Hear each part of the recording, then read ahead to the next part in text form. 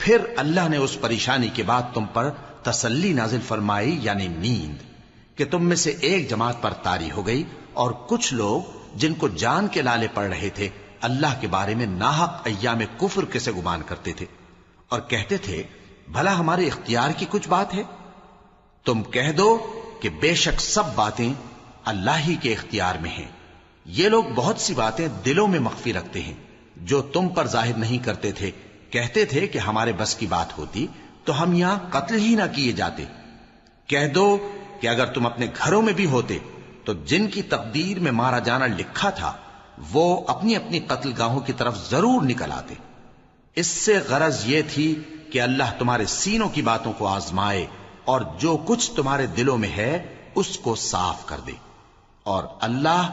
دلوں کی باتوں سے خوب واقف ہے۔ جو لوگ تم میں سے احد کے دن جبکہ مومنوں اور کافروں کی دو جماعتیں ایک دوسرے سے گتھ گئیں جنگ سے بھاگ گئے تو ان کے بعض افعال کے سبب شیطان نے ان کو پھسلا دیا تھا، اور یقیناً اللہ نے ان کا قصور معاف کر دیا۔ بے شک اللہ بخشنے والا ہے، بردبار ہے۔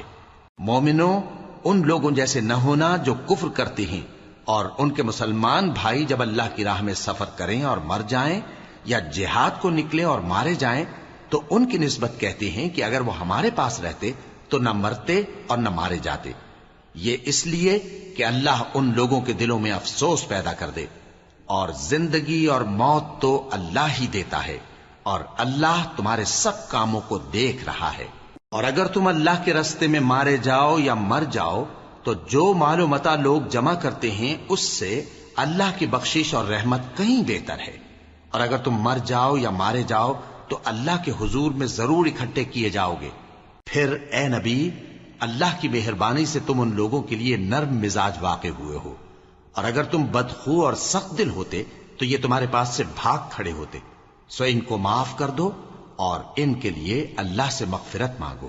اور اپنے کاموں میں ان سے مشورت لیا کرو،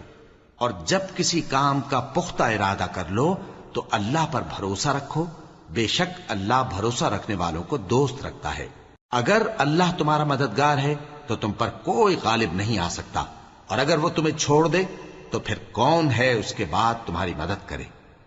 اور مومنوں کو تو چاہیے کہ اللہ ہی پر بھروسہ رکھیں، اور کبھی نہیں ہو سکتا کہ کوئی پیغمبر خیانت کرے،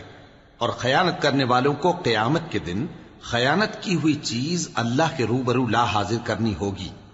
پھر ہر شخص کو اس کے اعمال کا پورا پورا بدلہ دیا جائے گا، اور ان کے ساتھ بے انصافی نہیں کی جائے گی۔